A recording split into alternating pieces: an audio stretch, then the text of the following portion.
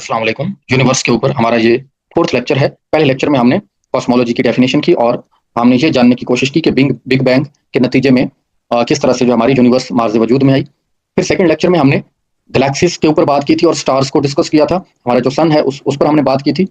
इसके अलावा जो हमारा तीसरा लेक्चर है, तीसरे लेक्चर में हमने सोलर सिस्टम के को अंडरस्टैंड करने के लिए जो बेसिक डेफिनेशंस हैं, रोटेशन ऑफ द प्लैनेट्स क्या होती है, रेवोल्यूशन ऑफ द प्लैनेट्स क्या होती है, लीप ईयर क्या होता है, तो बेसिक चीज़ों को अंडरस्टैंड करने की कोशिश की थी। आज जो है हम फर्दर प्लैनेट्स को डिस्कस करेंगे। पहले हम एक सिमुलेशन देख लेते हैं कि किस तरह से जो है हमारा अर्थ जो है वो सन के गिर्द कैसे एक तो अपने चक्कर काट रहा है और दूसरा अपने एक्सिस के गिर्द जो है वो अर्थ कैसे रोटेट करती है। इसको देखने के लिए ये एक छोटा सा वीडियो है।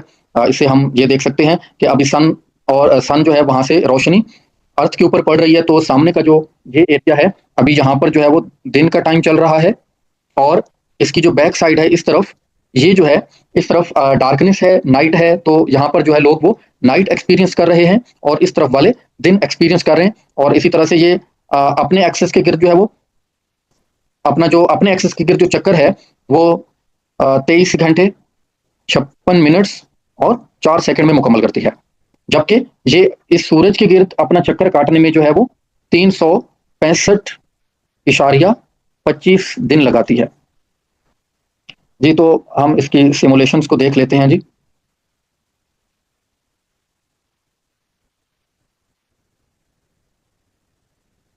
तो ये इस तरह से जो है वो अपना चक्कर काट रही है, दिन और रात भी बन रहे हैं और साथ में जो ईयर्स हैं वो भी कंप्लीट हो रहे हैं with the passage of time.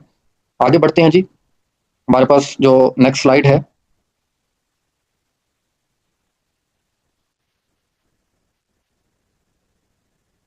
तो इसमें हम देखते हैं जी वीनस को।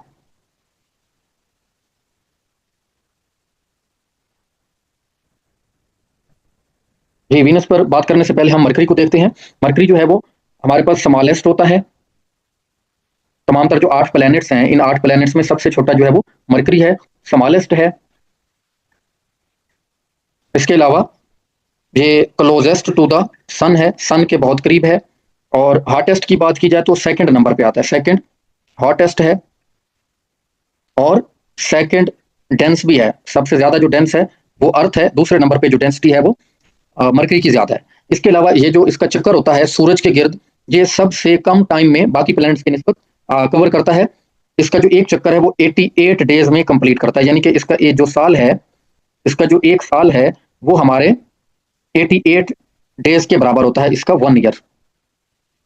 मरकरी का जो एक साल है यानी कि सूरज के गिर्द एक चक्कर जो है, सूरज के गिर्द जो एक चक्कर है वो हमारे 88 दिनों में काटता है, तो इसका जो एक साल है वो हमारे 88 दिनों के बराबर है।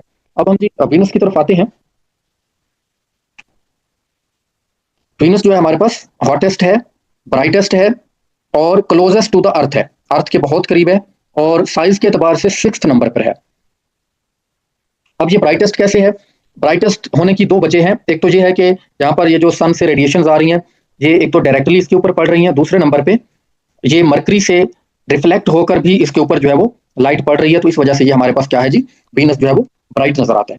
दूसरे नंबर पर जो रीजन है इसके हॉटेस्ट होने की, वो ये है कि ये जो वीनस है, इस वीनस के जो एटमॉस्फेयर है उसमें कार्बन डाइऑक्साइड है और वो भी कितनी है, 95%। अब 95% कार्बन होने की वजह से यहाँ पर क्या होता है कि जब रोशनी यहाँ पर वेव की सूरत में यूं इस तरफ आती है तो लाइट जो है इसके अंदर इन तो हो जाती है, लेकिन यहाँ इन होने के बाद ये अपनी एनर्जी खो बैठती है कार्बन के मॉलिक्यूल्स के साथ टकराने के बाद।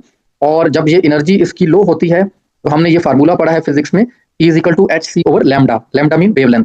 अब ये एनर्जी और वेवलेंथ जो है आपस में इनका इनवर्स रिलेशनशिप है। तो अब जब यहाँ पर एंटर होने के बाद अपनी ये एनर्जी लूज करेगी, यानी एनर्जी कम करेगी तो वेवलेंथ क्या होगी जी, इसकी बढ़ेगी। वेवलेंथ बढ़ेगी तो जब वेवलेंथ इसकी बढ़ेगी तो ये जो है यहाँ से बाहर नहीं निकल सकती, क्योंकि बड़ी वेवलेंथ होने की वजह से यहाँ से एग्जिट करना इसके लिए मुश्किल हो जाता है और ये यहाँ पर ट्रैप हो जाती है वीनस के अंदर। और यूं बहुत सारी रेडिएशंस वीनस का जो ब्लैंकेट है एटमॉस्फेयर का उसके अंदर ट्रैप होने के बाद वीनस को और ज्यादा गर्म कर देती है, हॉटेस्ट कर देती है। इसकी जो वेवलेंथ है एंटर होने के बाद वेवलेंथ बढ़ जाती है एनर्जी लूज करने के बाद, तो फिर ये ट्रैप हो जाती है यहाँ पर। तो लिहाजा इस वजह से जो है जी हमारे पास हॉटेस्ट होता है वीनस। वीनस का मरकरी की तरह कोई मून नहीं होता, मरकरी का भी कोई मून नहीं है, और इसका टेम्परेचर जो है वो बाकी प्लैनेट्स की निस्बत सबसे ज्यादा होता है, 462 डिग्री सेंटीग्रेड, याद करने की जरूरत नहीं है वैसे। और इसके अलावा इसका डिस्टेंस भी रहने दें, इसकी जो रोटेशन है वो भी बहुत स्लो है। अपने एक्सिस के गिर्द जो रोटेशन है, यानी कि दिन और रात बनाने के लिए जो वीनस अपने एक्सिस के गिर्द घूम रहा है, इसकी ये जो रोटेशन है अपने एक्सिस के गिर्द, ये बहुत स्लो है। उसकी वजह कार्बन डाइऑक्साइड का ब्लैंकेट, यहाँ पर जो इसका एटमॉस्फेयर है उसमें बहुत ज्यादा गैसेज हैं, तो इस वजह से ये अपने एक्सिस के गिर्द रोटेट सही तरीके से नहीं कर पाती, जिसकी वजह से इसे अपना एक दिन मुकम्मल करने के लिए या अपने एक्सिस के गिर्द रोटेशन कंप्लीट करने के लिए जमीन के 243 दिनों के बराबर टाइम लग जाता है। मतलब इसका जो एक दिन है वीनस का, वो बाकी प्लैनेट्स की निस्बत सबसे बड़ा दिन होता है। वो जमीन के 243 दिनों के बराबर एक दिन बनता है इसका। तो ये इतना टाइम तो सूरज के गिर्द चक्कर मुकम्मल करने में इतना टाइम नहीं लगाता जितना कि अपने एक्सिस के गिर्द टाइम लगा बैठता है। यही वजह है कि इसका एक दिन अपने एक साल से बड़ा होता है। आगे बढ़ते हैं जी। अर्थ सिस्टर्स भी इसको कहते हैं, क्योंकि इसका जो साइज और इसका डायमीटर अर्थ के राउंड अबाउट इक्वल होता है। इसका मैस भी थोड़ा सा कम होता है अर्थ से, इसका डायमीटर। इस वजह से इसे हम अर्थ सिस्टर्स या ट्विन प्लैनेट्स भी बोलते हैं।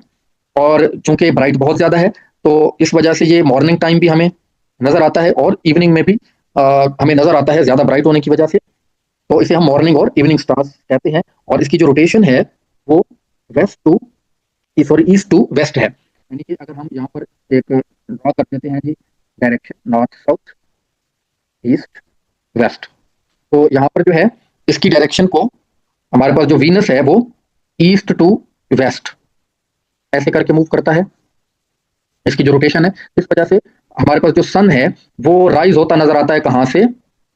ये वीनस है, तो ये हमें वेस्ट से जो है वो राइज होता नजर आता है, यानी कि वीनस का जो सूरज है वो वेस्ट वाली साइड से तलु होता है।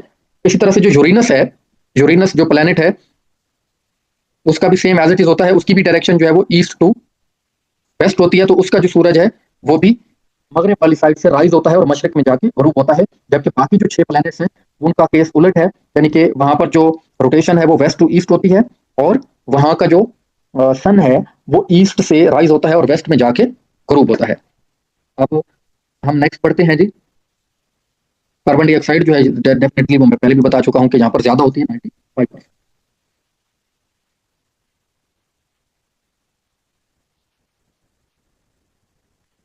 जी, तो अर्थ के हवाले से देखते हैं जी। अर्थ को हम इन डिटेल एक अलग लेक्चर में भी पढ़ेंगे, पर यहाँ पर एक सरसरी निगाह देखते हैं कि यहाँ पर 365 दिनों में ये अपना एक सूरज के गिर्द चक्कर मुकम्मल करती है, 365.25। और यही वजह है कि ये जो ऊपर का इशारिया 25 है, यानी कि एक साल में इशारिया 25 दिन, यानी कि 4 साल बाद जाकर इशारिया 25 जमा इशारिया 25 जमा इशारिया 25, तो ये 4 साल बाद जाकर एक दिन बनता है। तो 4 साल बाद जाकर हमारा एक लीप ईयर बनता है, जिसमें हम फरवरी को 28 की बजाय हम क्या ले लेते हैं जी, एक दिन बढ़ाकर लीप ईयर में 29 कर देते हैं, ताकि इस कमी को हम पूरा कर लें, ये जो 20.25 की है। और लीप ईयर जो है वो एग्जैक्टली 4 से डिविजिबल होता है। जैसे कि 2024 जो है वो एक लीप ईयर था, इसमें हमने फरवरी को 29 दिन माना था, बिकॉज यहाँ पर अगर हम देखें तो 4 जो है इस पर एग्जैक्टली डिवाइड होता है।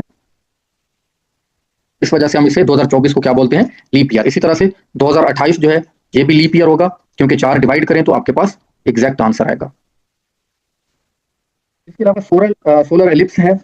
सोलर एलिप्स जो है उसको हम देखते हैं जी, ये कैसे होता है। एक्चुअली हमारे पास ये अर्थ है, इधर हम मान लेते हैं कि हमारे पास एक मून है, यहाँ पर एक सन है, तो बीच में जो है कभी कभार मून इसका आ जाता है। ये अर्थ है, इसे हम मून मान लेते हैं। अब सूरज की रोशनी जो है वो जहां पर मून से टकराती है तो ये अर्थ पर पहुंच नहीं पाती, लिहाजा अर्थ पर यहाँ पर जो मौजूद लोग हैं वो यहाँ पर जब देखते हैं तो उनको सामने मून की वजह से यहाँ पर अंधेरा नजर आता है या कम रोशनी नजर आती है सूरज के ऊपर। तो वो कहते हैं कि यहाँ पर जो सन है वो वहां पर डार्कनेस नजर आ रही है या कम रोशनी नजर आ रही है, इसलिए इसे हम सोलर एलिप्स का नाम देते हैं। इसी तरह से सम को क्या होता है कि यहाँ पर जो है हमारे पास अर्थ और मून जब इधर पहुंचाता है, मून जब इधर पहुंचाता है तो फिर यूं होता है जी के हमारी जो सन की रोशनी है वो जाकर अर्थ से टकराती है, और ये रोशनी जो है आगे मून की तरफ नहीं जा पाती, लिहाजा ये जो मून है हमें डार्क नजर आता है और हम कहते हैं लूनर एलिप्स। Lunar ellipse. तो सोलर एलिप्स और लूनर एलिप्स का यही कॉन्सेप्ट है। आगे बढ़ते हैं जी, मार्स के बारे में पढ़ते हैं। मार्स को हम रेड प्लैनेट भी कहते हैं। उसकी वजह यहाँ पर आयरन ऑक्साइड जो है वो काफी ज्यादा होता है, और आयरन ऑक्साइड की वजह से ये हमें रेड प्लैनेट नजर आता है। इसको रोमन गॉड ऑफ वार भी बोलते हैं।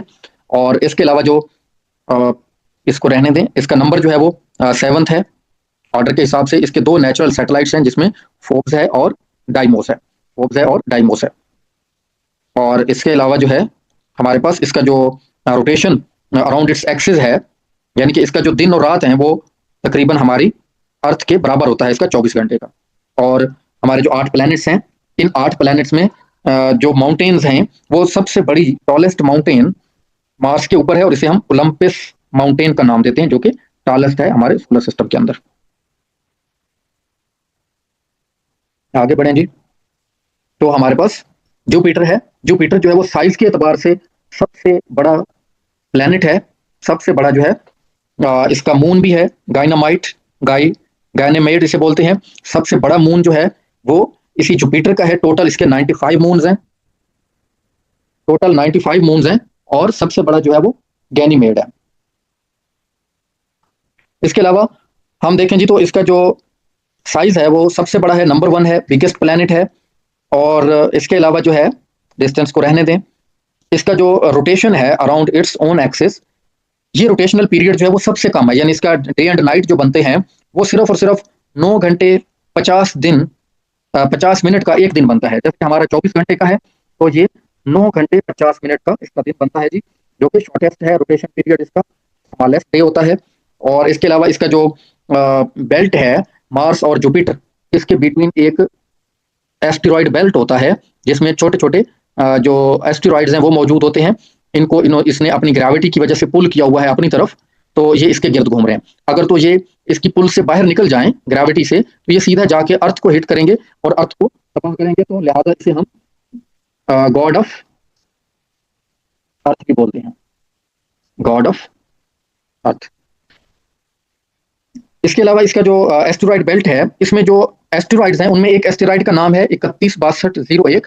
इसका नाम तब्दील करके 2015 में मलाला रखा गया। मलाला की जो सर्विसेज हैं, अपना वुमेन्स की जो एजुकेशन है उसके हवाले से उसको एक्नॉलेज किया गया, और इसका नाम जो है वो एस्टेरॉइड का मलाला रखा गया 2015 में। इससे पहले इसका जो नाम था वो क्या था, 316201।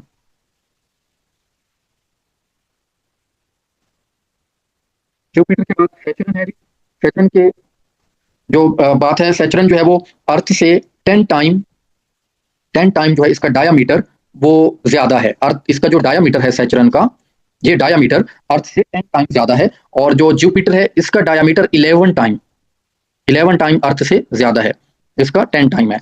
और इसके अलावा जो है इसका जो साइज है वो दूसरे नंबर पर बड़ा है जी जुपिटर के बाद।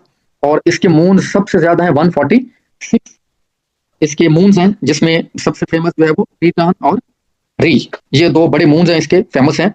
और इसके अलावा जो है वो 10 टाइम ये बिगर है। बाकी आप इसको रोटेशन पीरियड जो है वो इसका बहुत कम है, 10 घंटे 14 मिनट का रोटेशन पीरियड है, यानी कि जुपिटर से थोड़ा सा ज्यादा है। और इसकी एक रिंग भी है, ये भी बड़ी फेमस है। एक ही रिंग विजिबल है किसी भी प्लेनेट की जमीन से देखा जाए। वैसे और भी जो प्लैनेट्स हैं उनकी रिंग्स हैं जो आउटर हमारे हैं। जुपिटर के अलावा सैटर्न है हमारे पास, सॉरी सैटर्न के अलावा जुपिटर है, यूरेनस है, नेपच्यून है, इनकी भी रिंग्स हैं, बट वो विजिबल नहीं है। अब रिंग्स क्या होती हैं, किस चीज से बनती हैं? ये बेसिकली इनकी जब फोर्स ऑफ ग्रेविटी है प्लैनेट्स की ये डिस्टर्ब होती है, तो ये इर्द गिर्द के जो एस्टेरॉइड्स और रॉक्स हैं उनको अपनी तरफ खींचते हैं, और अपने गिर्द उन्हीं रॉक्स की मदद से एक रिंग डेवलप कर लेते हैं, प्रोटेक्टिव रिंग। तो इसको जो है वो फिर डिस्कस किया जाता है, ये ग्रेविटेशनल फोर्स इनकी जब डिस्टर्ब होती है तो उस वजह से बनती है। इसके अलावा जो यूरेनस है, यूरेनस जो है ये हमारा सेकंड लास्ट प्लैनेट है, और यूरेनस में साइज के एतबार से ये तीसरा बड़ा है, और कोल्ड है, विंडी है, क्योंकि सूरज से बहुत दूर है। और इसके अलावा जो है ये 84 ईयर्स लेता है सूरज के गिर्द अपना चक्कर मुकम्मल करने के लिए। जमीन के 84 साल के बराबर जो है इसका 1 साल, हमारे जमीन के 84 साल के बराबर इसका 1 साल है। और इसके अलावा जो है, आप डिस्टेंस को रहने दें, इसका जो एस्ट्रोनॉमर विलियम हर्शल ने जो है इसको डिस्कवर किया था, और इसकी जो रोटेशन है वो मैं आपको पहले भी बता चुका हूं कि इसकी रोटेशन जो है वो क्या है, ईस्ट टू वेस्ट है। बाकी जो है उनकी वेस्ट टू ईस्ट है, लेकिन इसकी जो है वो ईस्ट टू वेस्ट है, इसलिए इसका जो सन है और इसका जो सन है वो मगरिब से तलू होता है और मशरिक में गरूब होता है, और इसकी जो रोटेशन है वो क्लॉकवाइज है, क्लॉकवाइज, जस्ट लाइक वीनस। ये जो वीनस है और यूरेनस है, यूरेनस, इन दोनों का NUS आखिर में आता है, तो ये दोनों जो है इनकी जो रोटेशन है इन दोनों की क्लॉकवाइज है, और ये रोटेशन है इनकी जी ईस्ट टू वेस्ट, और इन दोनों का जो सन है वो मगरिब से तलू होता है। इसके बाद आखिरी है जी नेपच्यून। ये फारदेस्ट है सन से, सबसे दूर है, इसका जो फासला है वो बहुत ज्यादा है, सबसे दूर यही है हमारा नेपच्यून, और इसका जो फासला है वो जी 4496 मिलियन किलोमीटर। अभी ये जो मरकरी है ये इसके करीब है, और ये तकरीबन अराउंड अबाउट 58 मिलियन किलोमीटर इसका डिस्टेंस है, और इसके मुकाबले में इसका है जी 4496 मिलियन किलोमीटर। अच्छा, इसके अलावा जो है इसका जो चक्कर है वो बाकी सैटेलाइट्स की निस्बत सबसे बड़ा चक्कर है। ये जो सूरज के गिर्द अपना चक्कर मुकम्मल करता है ये बहुत स्लो चलता है, क्योंकि इसका बहुत बड़ा सर्कल है सूरज के गिर्द चक्कर काटने में, तो लिहाजा इसको जो टाइम लगता है वो सबसे ज्यादा टाइम यही लगाता है, 165 साल लग जाते हैं इसको। जमीन के 165 साल जो है वो नेपच्यून के 1 साल के बराबर होते हैं, और ये सबसे ज्यादा टाइम लगा रहा है अपना सूरज के गिर्द। और मरकरी जो है वो कम से कम टाइम लगाता है, सिर्फ और सिर्फ 88 डेज लगाता है जी, ये जमीन के 88 दिनों के बराबर इसका 1 साल है। और नेक्स्ट आगे बढ़े जी, तो इसके जो सैटेलाइट्स हैं, इसके जो मून्स हैं वो टोटल हैं जी 14 इसके मून्स हैं जी। और कोल्ड है, विंडी है, क्योंकि ये सूरज से बहुत दूर है, सो हमारा जी फारदेस्ट जो है, फारदेस्ट भी है, farthest from the farthest from sun जी। तो आज का लेक्चर हम यहीं पे एंड करते हैं। नेक्स्ट लेक्चर में हम ये देखेंगे कि सीजन जो है वो अर्थ के ऊपर कैसे चेंज होते हैं, अर्थ का जो टिल्ट है वो कितना है, और वो कैसे जो है इन सारी चीजों को अपना असरअंदाज कर रहा है।